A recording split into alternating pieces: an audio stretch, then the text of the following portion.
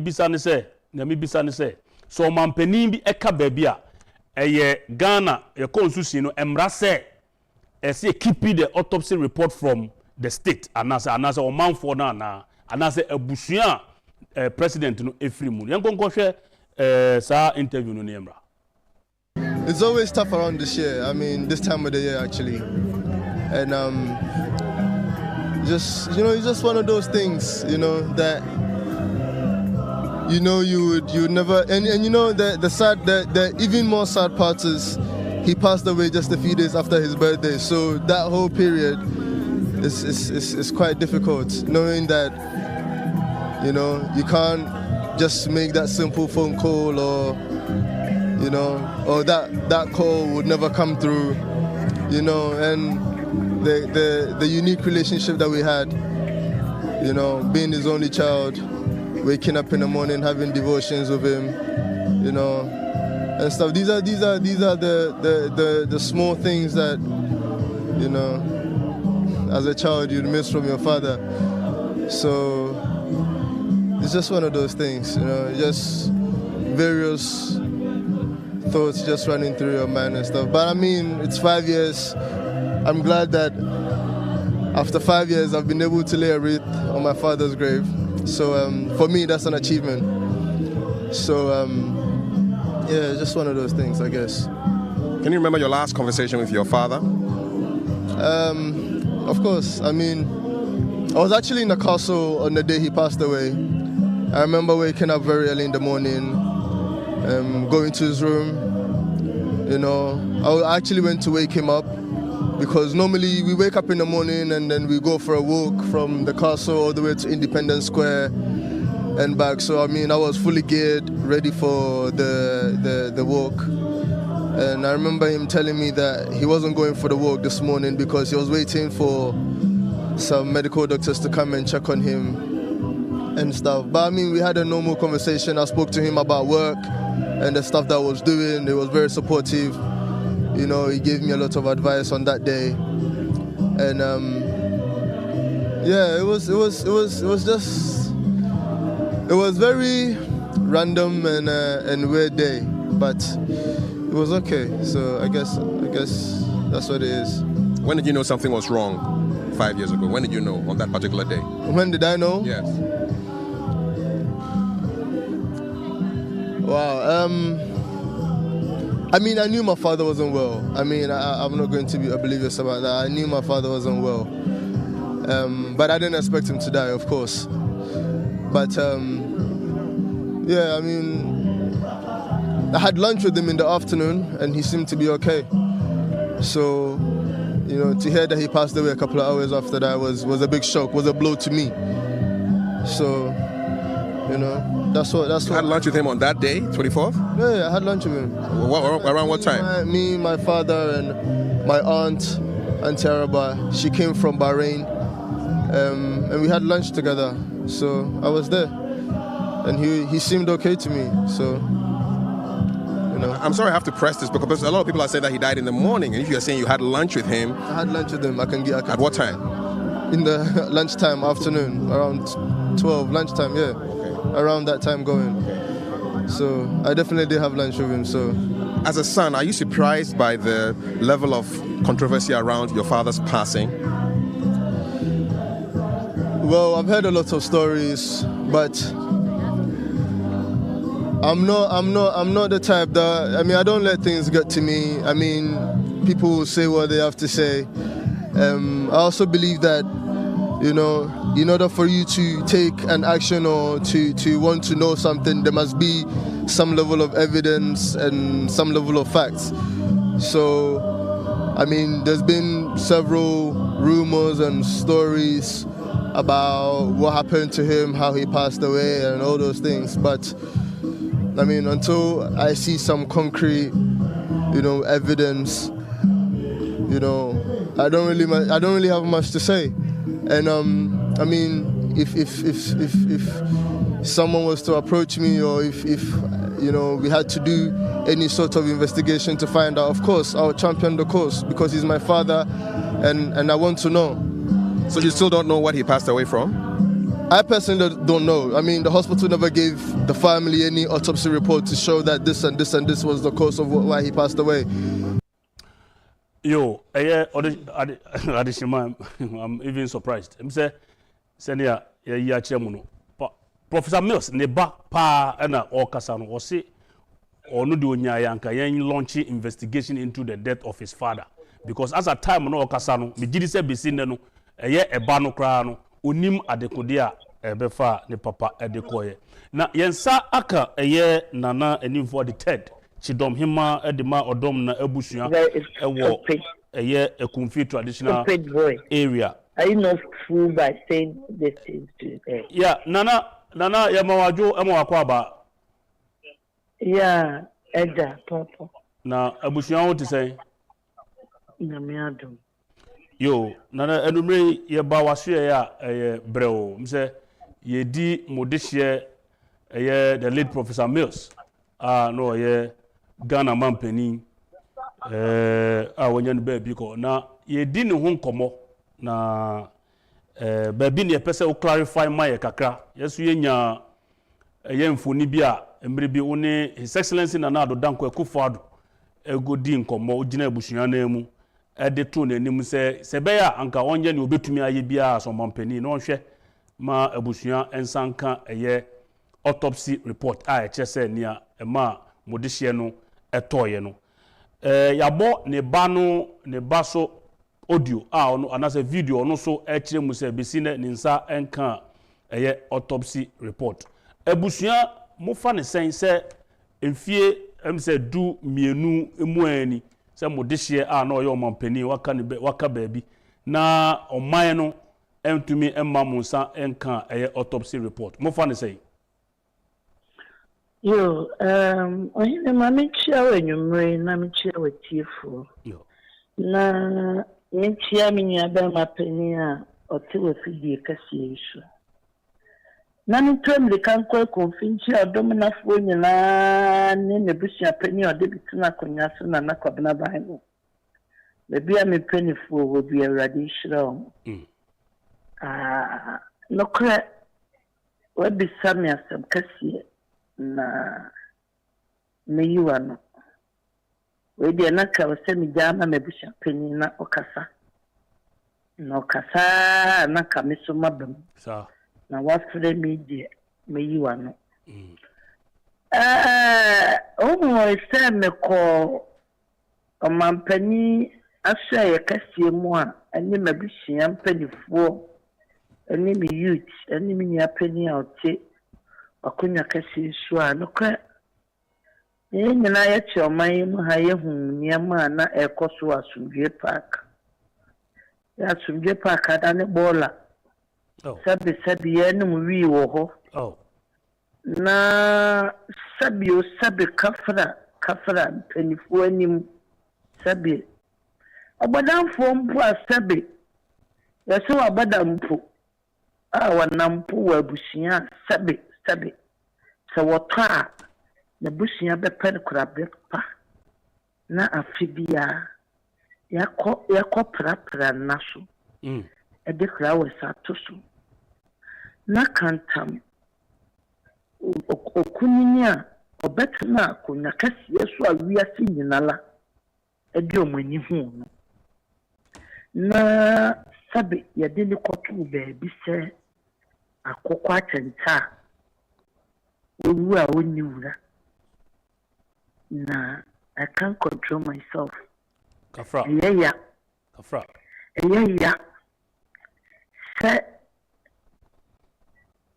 enne nyame adom enam kwakunya anyido ensaso na Nana Addo Dankwa akufo-addo enso amayanso ya sabi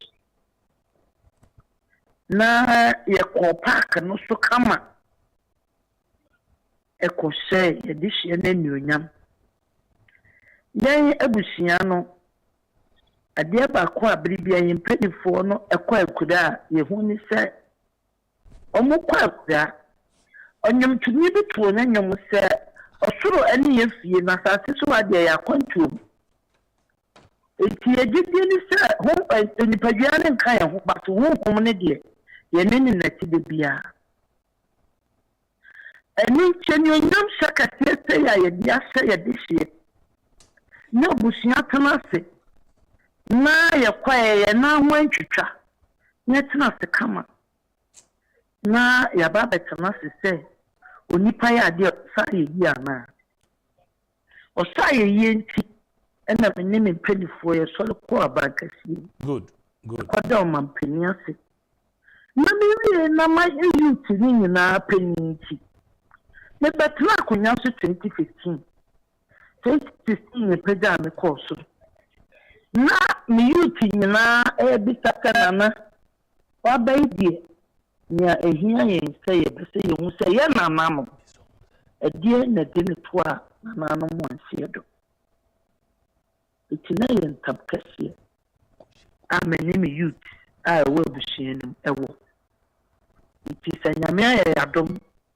na ye nya akwanya sɛ ye kwada mampani ase na makɔ school menim sɛ ɔman yi mu ha so obi wu a na sabi ye kɔmɔ kyerɛkɔyɛ autopsy a ye de brɛ busuapani ema busuapani fa mpedefo kakra bi kenkan kyerɛ ɔm na ma ehu no saa na bi bisa busuapani a sabi buru sabi akojo okɔgyina hɔ kotu nsuo gu ye de hye no so sɛ papa na kotu nsuo ni ye no aban na ma krata bi sɛ ye de hye no aso de de na to anana no won se bi ni no se da bia itimi bi sɛ me ni pan ta minim sɛ mra wo ho sɛ me bi sɛ man pani sɛ me sra no sɛ kwanya bi wo hɔ a obetumi apa ma abusua na ka abusua so ye de ato ye fa so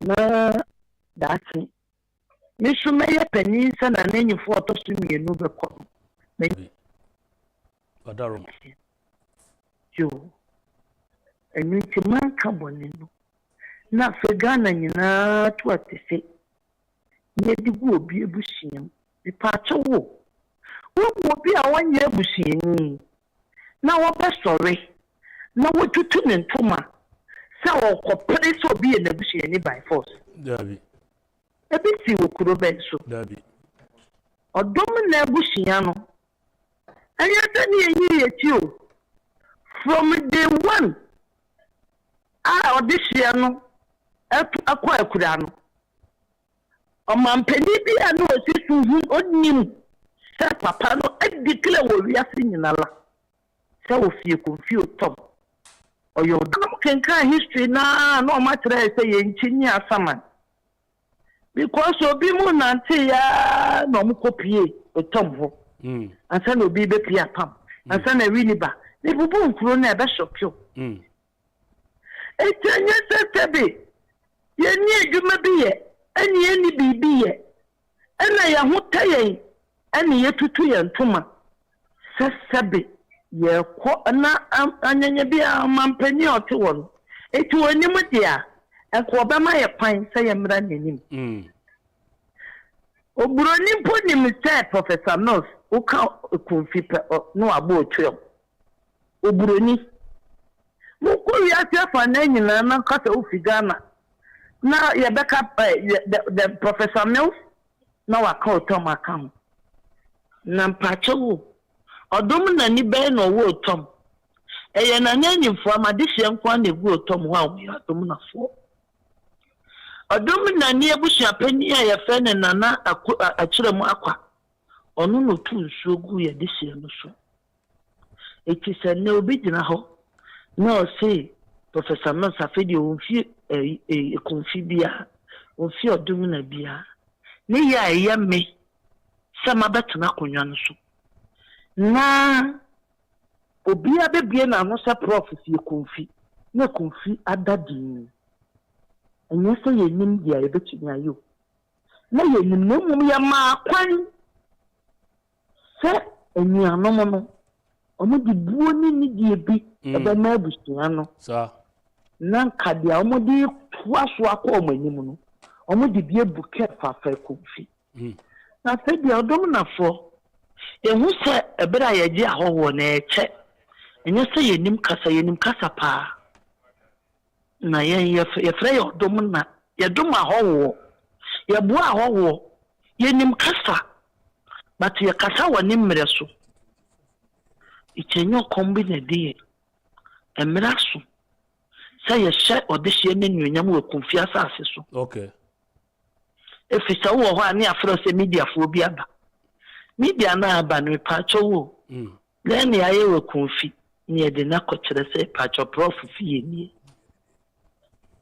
after semeko abankesiem na Ghana for etwami adapa na sebe kafra omu de omu wate mama abusua na omu nim se prof efi abusua mu edin pa bata yeti ena me ne wo kase ya me ne wo kase odom na abusua akaje yeso ya tedende yewura na po adawroma ene otom odom na abusua ehuru bidi yesi dan se ya na pose ontwen na aban po emfre me ansa nana ima no kasa eye library na why the personal office wa fa ye dan a wo ba o mo ba sa tena mo akenkan ni o pese o mo kan nana ima obrasiem na po ben na wo kan yewura na po nei Dr. Mahmoud Baumia abo ni din se ono na o meye ne vice papa mami fa we pidie kasi esu be bia papa ni wo biala mi dina mebusia na se ewurade nsira ne kasiye pa kwaku fra ohima ne se mi hia no na mi kasa nkwa ekire no kokwa anyi doho mukwa na ase a munko nsira no maye na ekese papa na ote ono onye greedy amen wa maye hunu se ampate wiase so bi dowa esese wudo ni bi sa empo sebe kafra oni wiase kura na bushia wo wiase no esese wo ma odo no ekene ewa bushia sa atamdidie onunti obidi atama ye de egu yechi because sebe kafra onu a wo ye ohowo bi firi asase bi so ye bushia ni nti ani ye twa na dapa no arehosem ompa ba na o kan o bobo 90 years na obobo kra me kana me nya kan years etu ama me yam kura hihye me atete a wo se me to se be wo me kasa me ne kan na kata me se be se me sran emri bi etwa me tiatia no se etu okotu me nana okay eti enna me gina ha me fa we fidie kasi yesu egina me ne mabusha pani anam ehwe ne nam se onfa ncha me na wa ma me yam crash me na ma san stress sadia ya si e do no onko so anoye yo mo ma na ba mu mbu e abushia ni mu da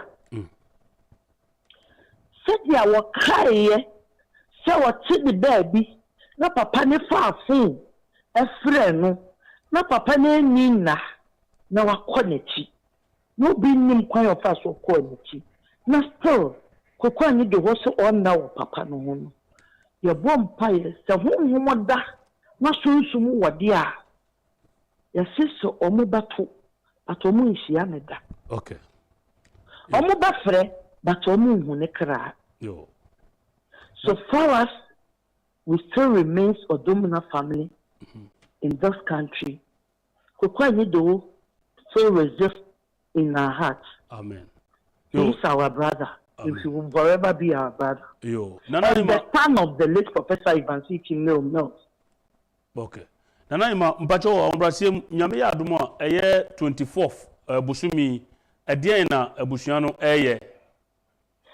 Yo, say abusua no last 2 years 2022 no.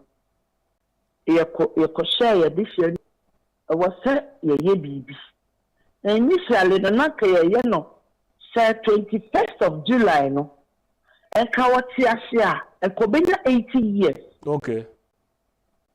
eti abusia ni keka bo mu no na ye ntwae sa wote ase na nkwa na na ka wote ye na nyonyam enye ye fa se na nyonyam eno na abusia pe ni kwabna ban ni asan ni ne mpanifo ta na afefere oba hin ma se na wonim se 21st na 3 days nso abeto so a wuye onya ba bi koye enye ye di we ya ye san fa we ntua so na ye na nyonyam na odihye ni hu se se dia wote ase abedo woni wonsu ye akufo-addo no nti 24 to mafita na ye pegano na ye mane hu se abusia no ebusto-addo no se de odoye ye ba ye chibie ma 24 ye besan ni ne koshia fefefe na wi ase nyina hu se enya ya no ene ye de do no nemu ye de ye kra ni ye nipadua nyina